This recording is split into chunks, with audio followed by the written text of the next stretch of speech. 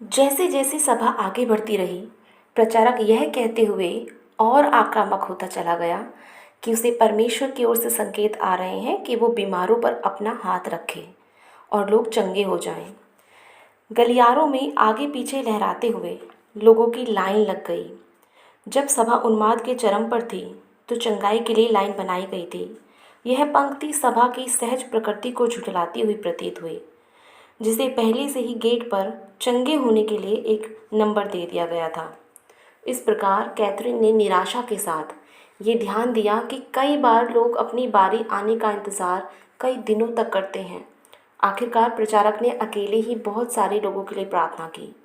बहुत सारे लोग लाइन में खड़े थे। प्रचारक एक एक के पास नीचे आकर उनका कार्ड जांचता और उनके सिर पर हाथ मारकर चंगाई के लिए आज्ञा देता। उनमें से बहुतों ने फर्श पर घुटने टेक दिए। अन्य लोग हिले और चिल्लाए, लेकिन कैथरीन कुछ मदद नहीं कर सकी। उसने ध्यान दिया कि अधिक रूप से बीमार व्यक्तियों को जनता की चुभती आंखों से दूर उस अमान्य तंबू की चंगाई रेखा से बाहर कर दिया गया था, जबकि कुछ लोगों की वास्तव में मदद की गई थी। शायद वास्तव में चंगे हो गए थे वो लोग। ऐसे बहुत से लोग थे जिन प्रियो ने तंबू के अंदर की उस सहानुभूति के द्वारा अपनी बैसाखियाँ ये विश्वास करके कि वे चंगे हो गए हैं तोड़ दी थी, लेकिन अभी भी चलने में वो लोग असमर्थ थे।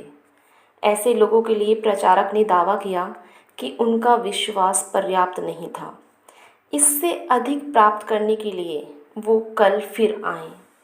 उस रात के बारे में बात करते हुए कैथरीन ने कहा, मैं रोने लगी।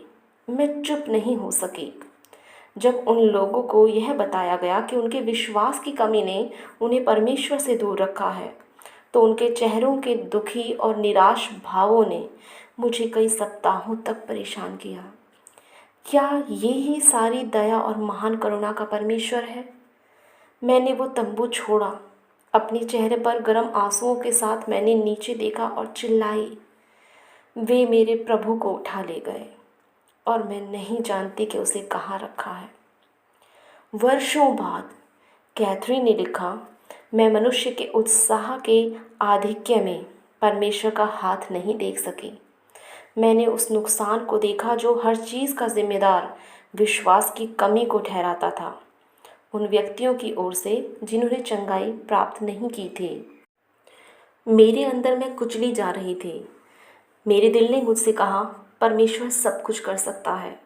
मेरे मन ने मुझसे कहा, आत्मिक ज्ञान की कमी और अज्ञानता परमेश्वर पर निंदा लेकर आएगी, जो पवित्र और अद्भुत और सबकी पहुंच में सुलभ है। किसी प्रचारक को यह नहीं बताना पड़ा कि परमेश्वर की सामर्थ्य वास्तविक है। मुझे इन तथ्यों का आश्वासन परमेश्वर के वचन को पढ़े जाने के द्वारा मिला था। यहाँ वचन था और प्रतिज्ञा की गई थी। निश्चित रूप से परमेश्वर के मन में कोई बदलाव नहीं हुआ था और निश्चय ही प्रतिज्ञाओं को रद्द नहीं किया गया था। मुझे लगता है कि कभी किसी ने मुझसे अधिक उत्सुकता से उसे नहीं चाहा और न खोजा।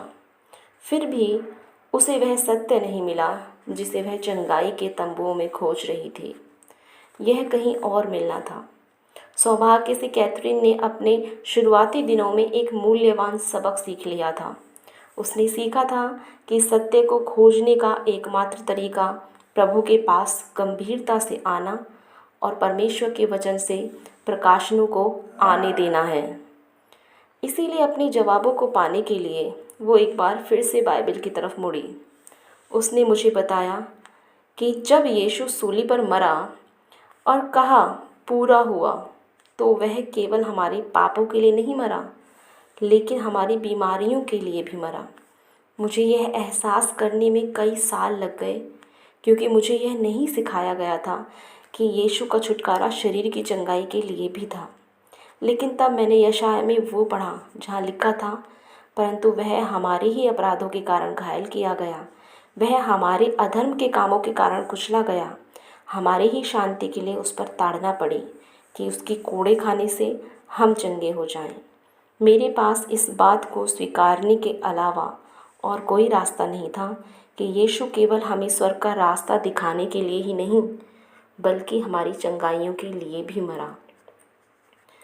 उसने कहा, मुझे पता था कि यदि मैं जीवित रही और मर भी गई और प्रेरितों की पुस्तक में जो आश्चर्यक्रम लिखे हैं, यदि उनमें से किसी एक भी अनुभव को मैंने नहीं किया, तो भी परमेश्वर का वचन नहीं बदलेगा। उसने कहा, परमेश्वर ने ऐसा कहा है। परमेश्वर ने कलवरी के छुटकारे में इसका भी प्रावधान किया है। और चाहे मैंने अपने सांसारिक आँखों से देखा भी होता, तो भी ये परमेश्वर के वचन के इस तथ्य को नहीं बदलता। वचन तो वैसा ही रहेगा। इस नए प्रकार के विश्वास से चंगाई में विश्वास नहीं, बल्कि परमेश्वर में विश्वास। कैथरीन ने पवित्र आत्मा के सिद्धांत को केंद्र में रखते हुए इस नए प्रकार के उत्साह से प्रचार करना शुरू किया। कभी कभी उसे एहसास हुआ कि यह पवित्र आत्मा था जो यीशु के कार्यों को आगे ले जा रहा था। रविवार 27 अप्रैल 1947 को कैथरीन ने पवित्र आत्मा पर अपनी श्रृंखला शुरू की। उसने उस सच्चाई का उपयोग किया जिसके द्वारा उसका शेष जीवन आकर्षित हुआ। मैं अपने मन में त्रिएक परमेश्वर के तीनों व्यक्तियों को पृथ्वी के निर्माण से पहले एक महान स्थान पर सम्मेलन की मेज़ पर बैठे हुए देखती हूँ। परमेश्वर पिता ने दूसरों को यह समाचार दिया कि भले ही परमेश्वर मनुष्य को अपने साथ संगति करने के लिए सृजेगा, फिर भी मनुष्य पाप करेगा और उसकी संगति को तोड़ देगा। केवल उस पाप की कीमत चुका देने पर ही वह संगति बहाल होगी, क्योंकि यदि कोई दूसरा इसकी कीमत नहीं चुकाता है तो मनुष्य को स्वयं दुख, बीमारी, मृत्यु और अंततः नरक के द्वारा उसकी कीमत चुकानी पड़ेगी। पवित्र पिता की बातें समाप्त होने के बाद उसके पुत्र यीशु ने कहा, मैं जाऊंगा, मैं मनुष्य का रूप धारण करूंगा और वह कीमत चुकाने के लिए धरती पर जाऊंगा। मैं क्रूस पर मरने को तैयार हूँ, जिससे कि मनुष्य की हमारे साथ पूर्ण संगति फिर से बहाल हो सके। फिर यीशु ने पवित्र आत्मा की ओर मुड़कर कहा, यदि आप मेरे साथ ना जाएं तो मैं नहीं जा सकता, क्योंकि आप ही वो हैं जिसके पास सामर्थ है। पवित्र आत्मा ने उत्तर दिया और कहा, आप आगे बढ़ें और जब सब सही समय आएगा मैं आपके पास पृथ्वी पर आऊँगा। अतः यीशु पृथ्वी पर आया, चरनी में जन्मा और मनुष्यत्व में बढ़ा। जबकि वह स्वयं परमेश्वर का पुत्र था, फिर भी वह सामर्थ्यहीन था। फिर यरदन नदी पर वह शानदार क्षण आया जब यीशु बपतिस्मा लेकर जल से बाहर आ रहा था और उसने ऊपर देखा और पवित्र आत्मा को अपने ऊपर कबूतर के रूप में आते देखा। यह सबसे बड़े रोमांचों में से एक रहा होगा जिसे यीशु ने तब स्वीकार किया जब वह शरीर में पृथ्वी पर चल रहा होगा। मैं लगभग पवित्र आत्मा को उसके कानों में यह फुसफुसाते हुए सुन सकती हूँ, मैं यहाँ हूँ, हम सही समय पर चल रहे हैं, अब वास्तव में कार्य होंगे। और वे घटनाएं वास्तव में घटित हुई और वह अचानक से बीमारों को चंगा करने के लिए, अंधों को दृष्टि देने के लिए, यहाँ तक कि मरे हुओं को जिलाने के लिए सामर्थी हो गया। ये आश्चर्य कर्मों का समय था। 3 वर्षों तक वो आश्चर्य कर्म लगातार होते रहे और तब अंत में बाइबल कहती है उसने प्राण त्याग दिया और आत्मा परमेश्वर पिता के पास लौट गया। यीशु के 3 दिन कब्र में रहने के बाद त्रिएकता का वह तीसरा सामर्थी व्यक्ति लौट गया। यीशु एक महिमा में शरीर में कब्र से बाहर आया। उसने इस दौरान कोई और आश्चर्यकर्म नहीं किया। थोड़े समय के लिए वो यहाँ था, परंतु उसने अपने शिष्यों को एक बड़ी प्रतिज्ञा दी, बाइबल की प्रतिज्ञाओं में से सबसे बड़ी प्रतिज्ञा। यीशु ने कहा, वही पवित्र आत्मा जो उसके जीवन में रहा, वही उन सब लोगों के जीवन में भी होगा जो उसकी सामर्थ के लिए अपने जीवन को खोलेंगे।